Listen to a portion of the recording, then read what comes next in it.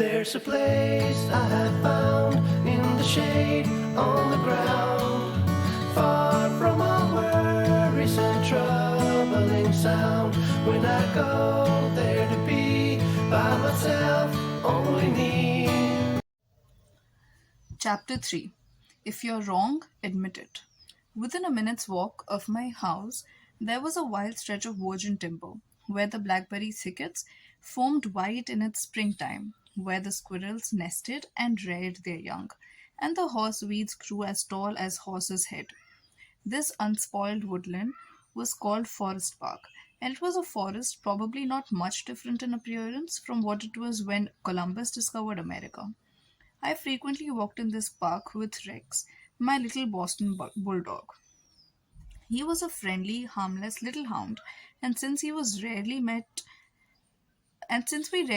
anyone in the park, I took Rex along without a leash or a muzzle.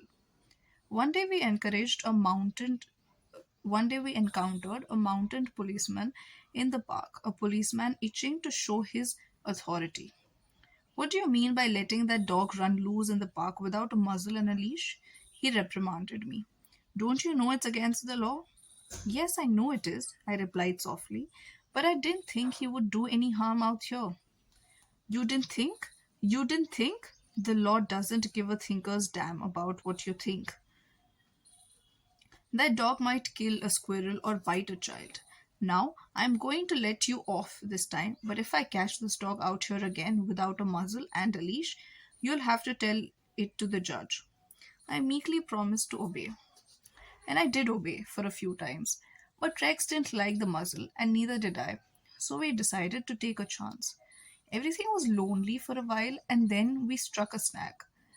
Rex and I raced over the brow of a hill one afternoon, and there, suddenly to my dismay, I saw the majesty of the law, astride a bay horse. Rex was out in front, heading for the officer. I wasn't for it. I knew it, so I didn't wait until the policeman started talking. I beat him to it, I said. Officer, you've caught me red handed. I'm guilty. I have no alibis, no excuses. You warned me last week that if I bought the dog out here again without a muzzle, you would fine me. Well, now, the policeman responded in a soft tone. I know it's a temptation to let little dog like that have a run out here when nobody is around. Sure, it's a temptation, I replied, but it is against the law. Well, a little dog like that isn't going to harm anybody, the policeman remonstrated. No, but he may kill squirrels, I said. Well, now, I think you are taking this a bit too seriously, he told me. I'll tell you what you do. You just let him run over the hill there where I can't see him, and we'll forget all about it. That policeman, being human, wanted a feeling of importance. So when I began to condemn myself, the only way he could nourish his self esteem was to take the magnanimous attitude of showing mercy. But suppose I had tried to defend myself. Well, did you ever agree with a policeman? But instead of breaking lances with him, I admitted that he was absolutely right and I was absolutely wrong. I admitted it quickly, openly, and with enthusiasm. The affair terminated graciously in my taking his side and his taking my side. Lord Chesterfield himself could hardly have been more gracious than this mounted policeman who only a week previously had threatened to have the law on me. If we know we are going to be rebuked anyhow, isn't it far better to beat the other person to it and do it ourselves? Isn't it much nicer to listen to self criticism than to bear condemnation from alien lips?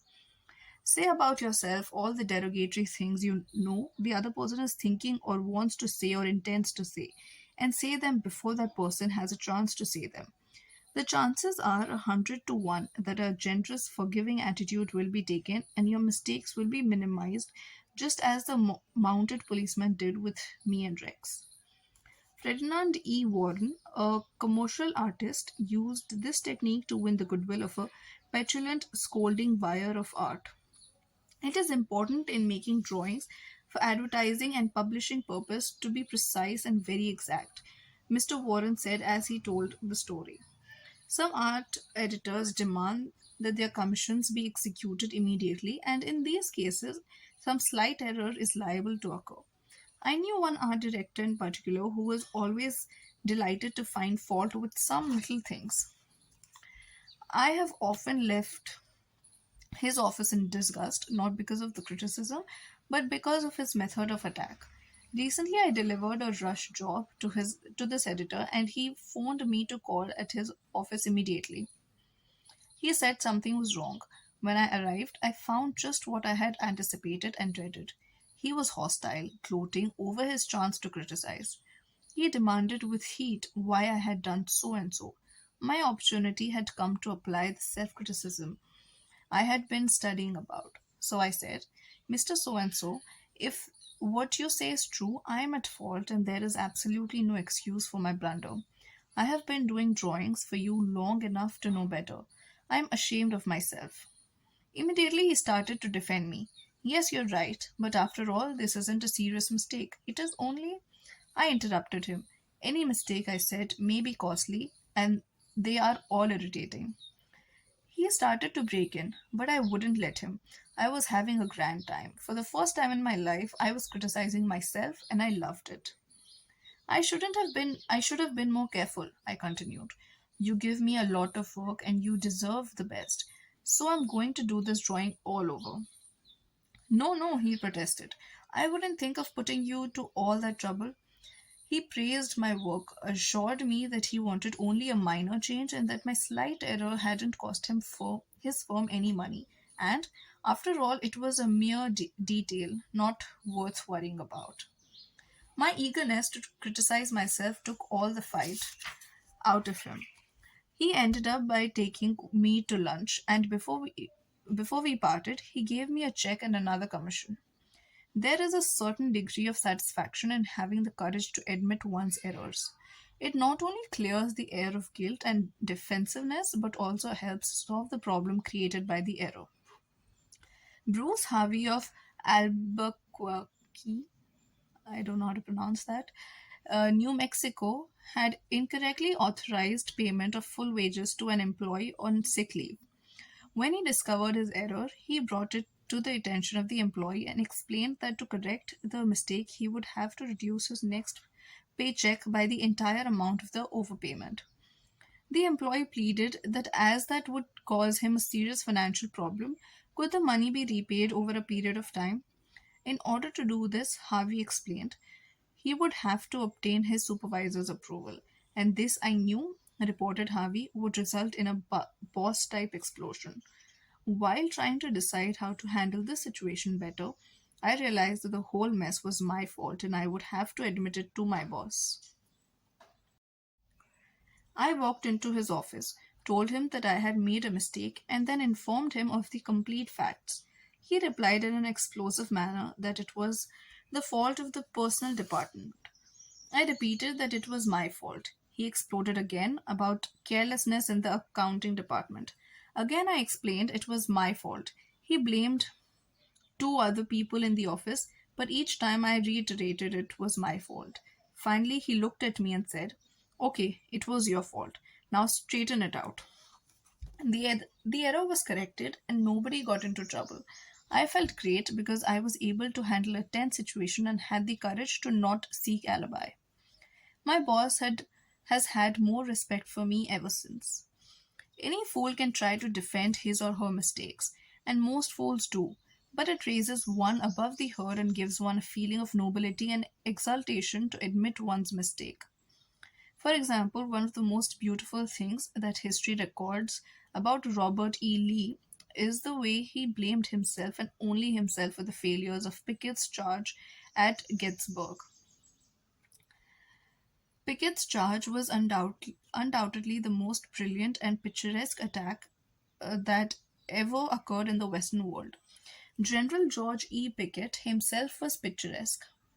He wore his hair so long that his auburn locks almost touched his shoulders, and, like Napoleon in his Italian campaigns, he wrote ardent love letters about almost daily while on the battlefield. His devoted troops cheered him that tragic July afternoon as he rode off jauntily towards the Union lines, his cap set at a rakish angle over his right ear. They cheered and they followed him, man touching man, rank pressing rank, with banners flying and bands gleaming in the sun. It was a gallant sight, daring, magnificent. A murmur of admiration ran through the Union lines as they beheld it. Pickett's troops swept forward at an easy trot, through orchards and cornfield, across a meadow and over a ravine. All the time, the enemy's cannon was tearing ghastly holes in their ranks, but on they pressed, grim, irresistible. Suddenly, the Union infantry rose from behind the stone wall on Cemetery Ridge where they had been hiding and fired volley after volley into Pickett's onrushing troops.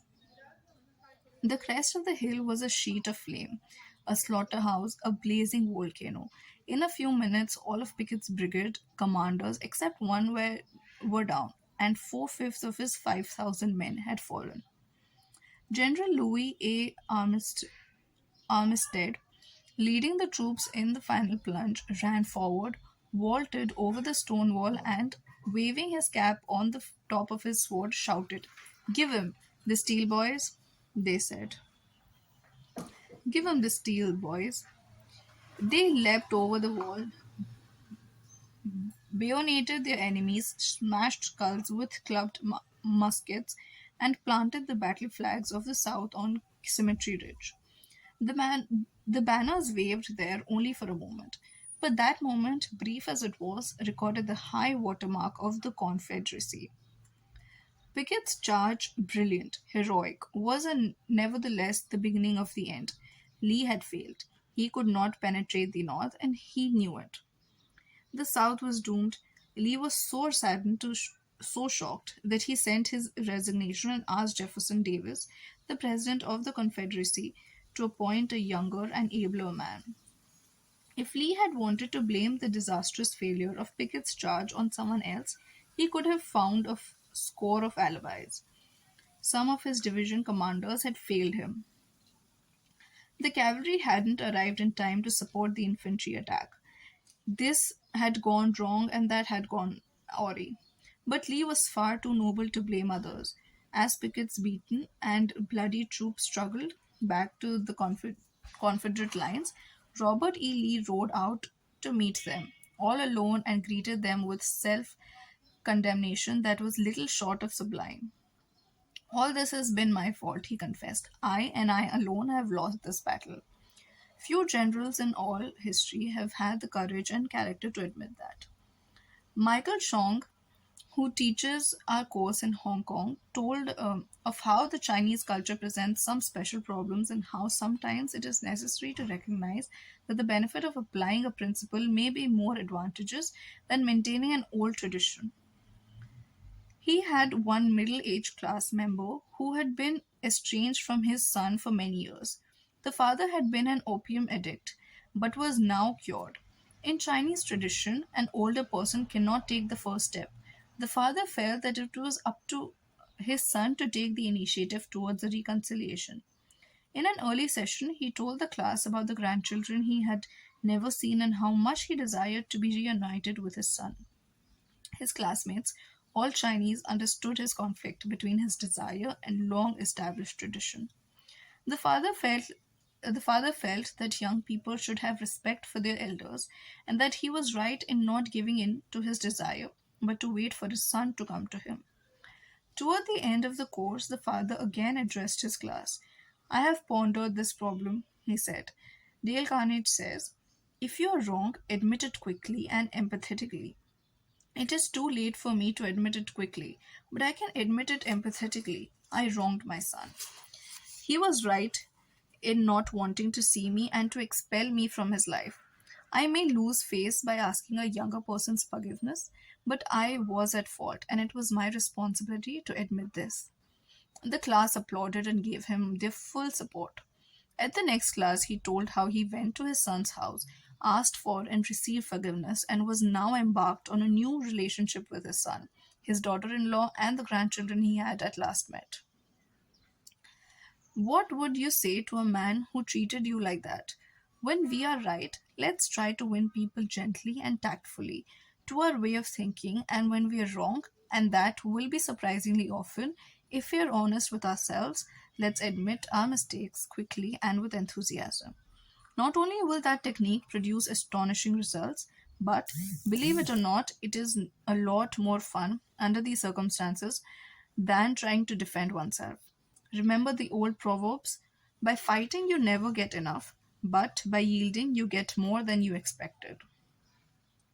So, rule number three, if you're wrong, admit it.